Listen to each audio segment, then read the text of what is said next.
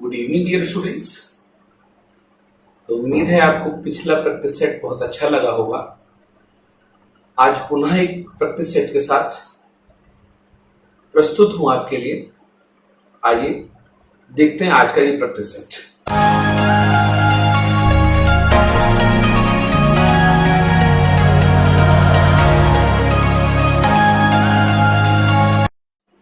ठीक है, चलिए फर्स्ट क्वेश्चन। पियाजे की किस अवस्था में बालकों का चिंतन व तर्क पहले से अधिक परिपक्व हो जाता है, परंतु इस चिंतन में उत्क्रमणीय गुण रिवर्सिबिलिटी नहीं होता है। प्रश्न को बहुत अच्छे से समझना। मैं पहले ही कहता हूं, आप सब जानते हैं मुझे कि प्रश्न को मैं बिल्कुल एग्जाम बेस्ड ही बनाता हूं। ठीक है, पियाजे की किस अवस्था में, अगर मैं यहां आपसे बात करूं तो सवाल हमारे समझ में आ जाना चाहिए हम किसकी बात कर रहे हैं। पियाजे के सिद्धांत की बात कर रहे हैं, पियाजे के अवस्था सिद्धांत की। ठीक है, तो किस अवस्था में बालकों का चिंतन व तर्क पहले से अधिक परिपक्व हो जाता है, परंतु इस चिंतन में उत्क्रमणीय गुण रिवर्सिबिलिटी नहीं होता है। फर्स्ट ऑप्शन मूर्त संक्रियात्मक अवस्था, दूसरा यहां पर इंद्रिय जनित गामक अवस्था, अकारी अवस्था, पूर्व संक्रियात्मक अवस्था। ये चार विकल्प दिए गए हैं। चारों में से आप कैसे सॉल्व करेंगे इसको, उम्मीद है सवाल तो समझ में आ ही गया होगा आपको। लेवल देखो बाल विकास का। ठीक है, तो मेरे ख्याल से पहले यहां मार्किंग कर लेते हैं। मूर्त संक्रियात्मक अवस्था यह है आपका तीसरी अवस्था है, तो ये होगा आपका 7 से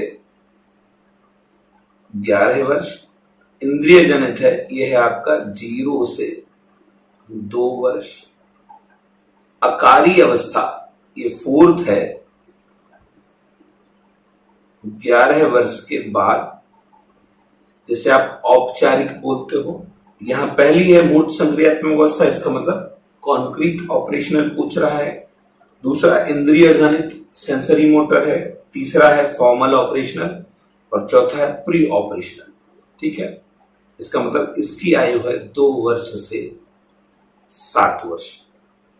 तो ये 4 अवस्थाएं हैं। अब आप देखेंगे उत्क्रमणीय गुण, इसका मतलब पूछा जा रहा है पलट कर न सोच पाने का गुण, अर्थात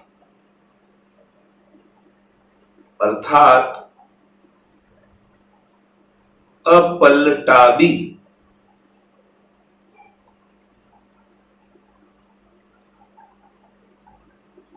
ठीक है, रिवर्सिबिलिटी गुण नहीं होता है। उत्क्रमणीय नहीं है बल्कि अनुत्क्रमणीय है, अपलटावी गुण है। अब आपको समझ में आ गया होगा, आंसर विल बी पूर्व संक्रियात्मक अवस्था। ठीक है, ये दूसरी अवस्था है, इसमें बच्चा पलट कर नहीं सोच पाता है, जबकि तीसरी अवस्था में पलट कर सोचने लगता है। That's clear. चलिए बढ़ते नेक्स्ट क्वेश्चन की ओर। क्वेश्चन नंबर 2, डैश से अभिप्राय वातावरण में परिवर्तन तथा स्थिरता को पहचानने व समझने की क्षमता से होता है, क्या कहलाता है। फिर से सवाल वही है, डैश से अभिप्राय वातावरण में परिवर्तन तथा स्थिरता को पहचानने व समझने की क्षमता से होता है, कहलाता है। संरक्षण, अनुकूलन, स्कीमा, मानसिक संरचना। डियर स्टूडेंट्स, ये कहलाता है आपका संरक्षण, कंजर्वेशन। ठीक है, इसमें क्या होता कि बच्चा वातावरण में जो परिवर्तन हो रहा है उसकी स्थिरता है, परिवर्तन है और स्थिरता है, इसके गुणों को पहचानने लगता है, समझने लगता है, और यही गुण कहलाता है आपका संरक्षण, कंजर्वेशन कहलाता है। आइए बढ़ते हैं नेक्स्ट क्वेश्चन की ओर। क्वेश्चन नंबर 3, आनुवंशिकता को डैश सामाजिक संरचना माना जाता है। आनुवंशिकता को डैश सामाजिक संरचना माना जाता है। प्राथमिक सामाजिक संरचना, गौड़ सामाजिक संरचना, गत्यात्मक, स्थिर। जी रिप्लाई करें आप लोग। प्राथमिक, गौड़, गत्यात्मक, स्थिर। आप सबको पता होगा कि जब हमने इस पर स्टडी करी थी तो जो प्रकृति पोषण विवाद होता है, प्रकृति पोषण विवाद, इसमें प्रकृति होती है आपकी वंश और पोषण होता है आपका वातावरण। तो आपको पता होना चाहिए, यहां प्राथमिक और द्वितीय नहीं तय किए गए। अगर हम पूछें प्रकृति पोषण विभाग में कौन फर्स्ट है कौन सेकंड, ये नहीं है, आपने पढ़ा है बाल विकास के नियमों में। दोनों की अंतःक्रिया है, दोनों का महत्वपूर्ण रोल। किसी को फर्स्ट सेकंड, किसी को सेकंड नहीं कहा जा सकता। इसका मतलब यहां सोच नहीं सकते।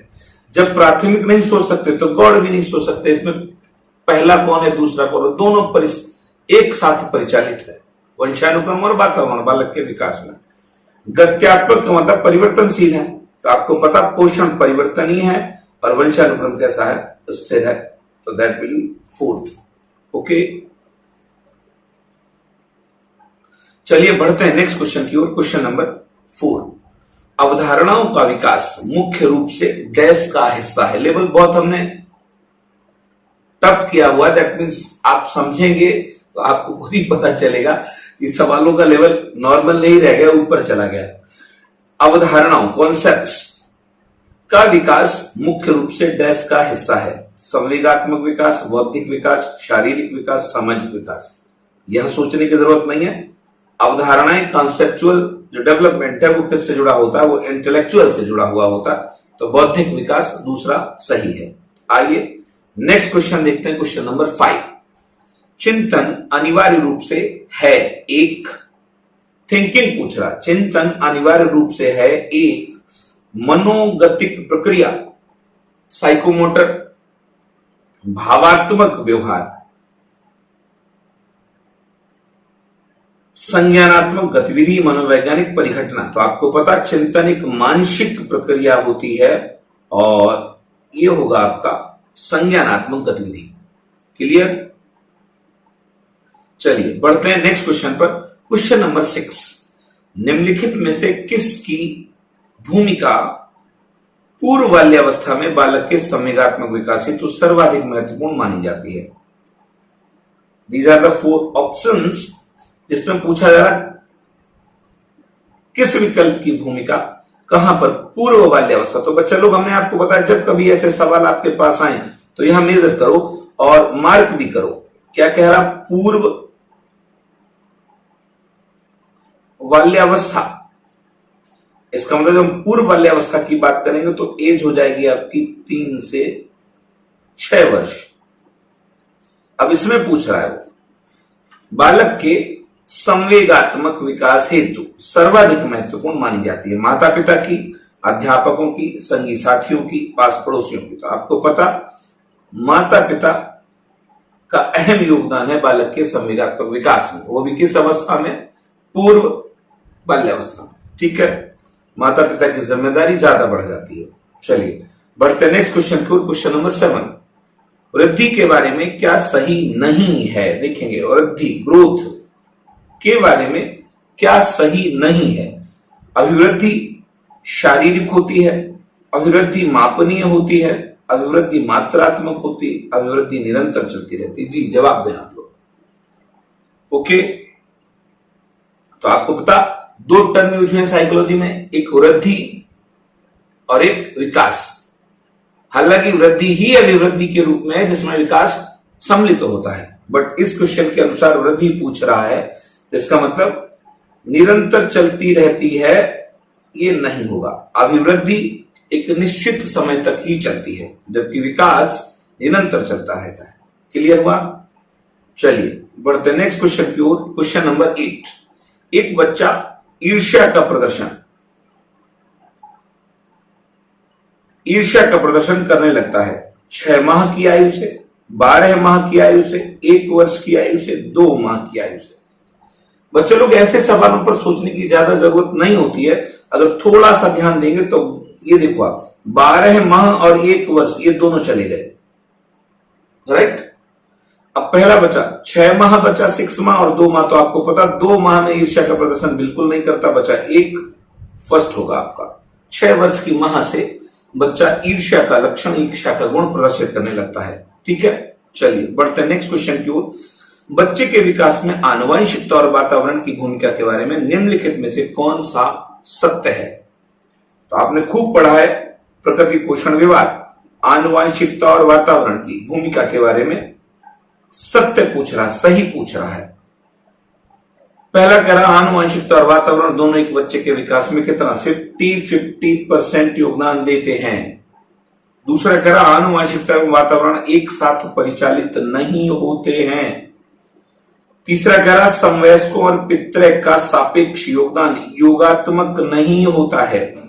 फोर्थ कह रहा है सहज रुझान वातावरण से संबंधित होता है, सहज माने साधारण से पक्ष का, जबकि वास्तविक विकास के लिए आनुवंशिकता जरूरी है। तो आपको पता प्रकृति पोषण विभाग में ऐसा कुछ भी निर्धारण नहीं हुआ है। अगर निर्धारण हो जाता तो साइकोलॉजी का ये विवाद खत्म हो जाता। मैंने आपको लेक्चर में बताया था प्रकृति पोषण विवाद साइकोलॉजी का सबसे बड़ा विवाद है, जो था, है और रहेगा, ठीक है। तो 50-50% योगदान देते, ऐसा कुछ नहीं निर्धारित हुआ। अगर निर्धारित हो जाता तो विवाद खत्म होता। आनुवंशिकता एवं वातावरण से एक साथ परिचालित नहीं होते हैं, बिल्कुल सही है। कभी वातावरण और कभी वंशानुक्रम, ठीक है, इसलिए हम इस पर भी चर्चा नहीं करें। समवयस्कों और पितृ का सापेक्ष योगदान योगात्मक नहीं होता, यही बात सही है सहज रुझान वातावरण से, जबकि वास्तविक विकास के लिए आनुवंशिकता जरूरी होती है, ऐसा कुछ भी निर्धारित नहीं हुआ है। तो शायद आप समझ पा रहे होंगे सत्य कौन सा है। 3 असत्य हैं, पहला, दूसरा और चौथा, तीसरा सही है। आइए नेक्स्ट क्वेश्चन देखते हैं। Question number 10, संवेगात्मक विरेचन। संवेगात्मक विरेचन का अर्थ है, इमोशनल एक्सप्रेशन का अर्थ क्या होता है? तो सिंपल सी बात, विरेचन संवेगात्मक दमन से बाहर निकलना, संवेगों को दबाना, संवेगात्मक दमन को सहन करने की योग्यता बढ़ाना, बहुत अधिक अवसादग्रस्त महसूस करना। तो डियर स्टूडेंट, संवेगात्मक विरेचन का आशय हुआ अपने संवेगों को अपने ही मन में, अचेतन में दबा लेना, ठीक है। यह है आपका इमोशनल एक्सकर्शन। आइए नेक्स्ट क्वेश्चन। वृद्धि है गुणात्मक, परिणामात्मक, पहला व दूसरा दोनों, उपयुक्त में से कोई नहीं। उम्मीद है इस सवाल का जवाब आप जरूर दे पाएंगे अगर आप पढ़े होंगे। ग्रोथ है गुणात्मक, परिणामात्मक, पहला व दूसरा दोनों, उपयुक्त में से कोई नहीं। चलिए, ओके, आपको पता गुणात्मक, विकास गुणात्मक होता, वृद्धि गुणात्मक नहीं। विकास गुणात्मक और मात्रात्मक दोनों होता है। इस पर आप सोच सकते हैं क्या परिणामात्मक? गलत है ये, परिमाणात्मक होता तो सही होता। तो इसका मतलब पहला दूसरा दोनों चले गए, फोर्थ विल बी राइट। इस सवाल को गौर से पढ़ लीजिएगा और समझ भी लीजिएगा, यह शब्द शायद गलत है। परिणामात्मक और परिमाणात्मक दोनों में अंतर हमने क्लास में आपको खूब बताया। चलिए नेक्स्ट क्वेश्चन देखते हैं। क्वेश्चन नंबर 12, वाइगोत्स्की तथा पियाजे के परिप्रेक्ष्य में एक प्रमुख विभिन्नता है। पहला, व्यवहारवादी सिद्धांतों की उनकी आलोचना। दूसरा, बच्चों को एक पालन पोषण का परिवेश उपलब्ध कराने की भूमिका। तीसरा, ज्ञान की सक्रिय निर्माताओं के रूप में बच्चों की संकल्पना। फोर्थ, भाषा एवं चिंतन के बारे में उनके दृष्टिकोण। बिल्कुल सही है। पूछा विभिन्नता, जहां पर मतभेद है, तो आप सबको पता दोनों का मतभेद है भाषा और चिंतन को लेकर। जबकि हम यहां कहेंगे जीन पियाजे का मानना है कि बच्चा विचार पहले लाता है, वाइगोत्स्की का मानना है कि पहले भाषा का विकास होता है। तो भाषा और चिंतन, ठीक है। चलिए नेक्स्ट क्वेश्चन, क्वेश्चन नंबर 13, एक अच्छा शिक्षक विद्यार्थियों के मध्य बढ़ावा देता है। एक अच्छा शिक्षक विद्यार्थियों के मध्य बढ़ावा देता है, प्रतियोगी भावना को, सहयोग की भावना को, तटस्थता को, प्रतिद्वंदता को। तो आपको पता है एक अच्छा शिक्षक और एक अच्छा शिक्षण वही है जो छात्रों के मध्य क्या लाए, सहयोग की भावना का विकास करे, राइट। दूसरा सही होगा। आइए नेक्स्ट क्वेश्चन देखते हैं, क्वेश्चन नंबर 14। आदतें होती हैं, हैबिट्स, जन्मजात, अर्जित, पहला व दूसरा दोनों, उपयुक्त में से कोई नहीं। हैबिट्स डियर स्टूडेंट्स अर्जित हैं। बीड़ी पीने की आदत बाहर से ली गई है, ठीक है।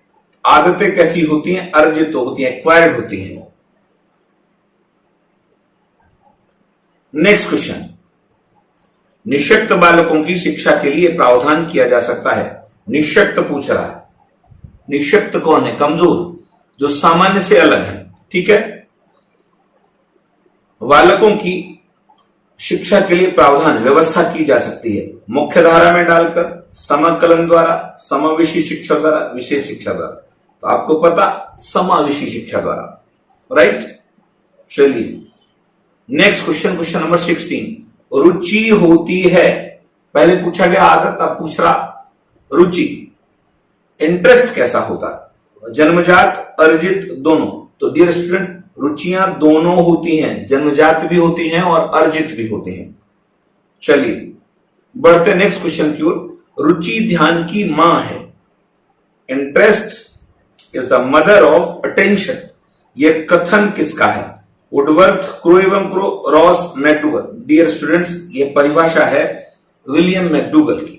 आइए नेक्स्ट क्वेश्चन देखते हैं, क्वेश्चन नंबर 18। एक उचित प्रश्न अथवा सुझाव के द्वारा बच्चों की समझ को उस बिंदु से बहुत आगे ले जाया जा सकता है जिस पर वह अकेले पहुंच सकते हैं। भाषा देख लो आप, बच्चों की समझ को उस बिंदु से बहुत आगे ले जाया जा सकता है जिस पर वह अकेले पहुंच सकते हैं। निम्नलिखित में से कौन सी संरचना उपरोक्त कथन का प्रकाशन करती है। संरक्षण, साम्यधारणा, जेडपीडी, बौद्धिकता। अगर आपने सवाल समझ लिया होगा तो है कहां से, मचान है, बच्चे के वास्तविक विकास से आगे पहुंचाने का कार्यक्रम होता है जेडपीडी के द्वारा, राइट। जहां तक वो जानता है उससे आगे ले चलने की बात हो रही। बच्चे की समझ को उस बिंदु से बहुत आगे ले जाया जा सकता है। समीपस्थ विकास का क्षेत्र कहलाता है जिसमें हम बच्चे की टेम्परेरी हेल्प करते हैं। Next question, question number 19। निम्नलिखित में से कौन सा समाजीकरण की निष्क्रिय एजेंसी है, नॉन एक्टिव। सार्वजनिक पुस्तकालय, परिवार, स्वास्थ्य क्लब, इको क्लब। तो डियर स्टूडेंट्स निष्क्रिय एजेंसी पूछा गया, ये होगा आपका पब्लिक लाइब्रेरी। यहां सोशलाइजेशन तो होता है लेकिन पहले ही लिखा हुआ होता है फर्स्ट और सबसे पहले कीप साइलेंस। जब कीप साइलेंस होगा तो सोशलाइजेशन तो होगा लेकिन कैसा होगा, निष्क्रिय होगा। बाकी आप देखेंगे परिवार में मुख्य रूप से प्रमुख संस्था परिवार मानी गई। स्वास्थ्य क्लब ये जिम हो गया। इको क्लब क्या हुआ, परिवार पर्यावरण से संबंधित जो क्लब होता है वो होता है। तो निष्क्रिय एजेंसी पूछा गया, पब्लिक लाइब्रेरी होगी। Keep silence, keep silence, keep silence, हर जगह यही लिखा हुआ होता। लाइब्रेरी में कोई बात करने नहीं जाता। Next question, question number 20। प्रॉन फेन ब्रेनर के पारिस्थितिकी तंत्र के सिद्धांत के अनुसार निम्नलिखित में से कौन सा बालक के वृहद क्षेत्र में समाहित नहीं है। विद्यालय, रीति रिवाज, मूल्य, कानून। तो डियर स्टूडेंट विद्यालय, ठीक है। विद्यालय वृहद क्षेत्र में समाहित नहीं होता है, लघु क्षेत्र में समाहित होता है, ठीक है। प्रतिद्वंदात्मक समाजीकरण की अवस्था कहा जाता है। प्रतिद्वंदात्मक समाजीकरण की अवस्था कहा, समाज के विपरीत भाव रखने वाला। तो किशोरावस्था, शैशवावस्था, प्रौढ़ावस्था, बाल्यावस्था। फोर्थ सही होगा प्रतिद्वंदात्मक समाजीकरण। मम्मी पापा की बात तो नहीं मानना, मोस्टली कहां से शुरू हो जाती है, बाल्यावस्था से शुरू हो जाती है, राइट। तो ये था आज का प्रैक्टिस सेट और आपको पता ही है लाइव क्लासेस चल रही हैं। If you are interested contact on this number. मिलते हैं नेक्स्ट लेक्चर प्रैक्टिस सेट के साथ, तब तक अपना ख्याल रखिएगा। और एक बात, अगर आपको लेक्चर अच्छा लगता है, क्वेश्चन की सीरीज अच्छी लगती है ये, तो आप अपने साथियों को जरूर बताएं और लाइक शेयर भी कर दीजिएगा। ठीक है, थैंक यू, बाय बाय।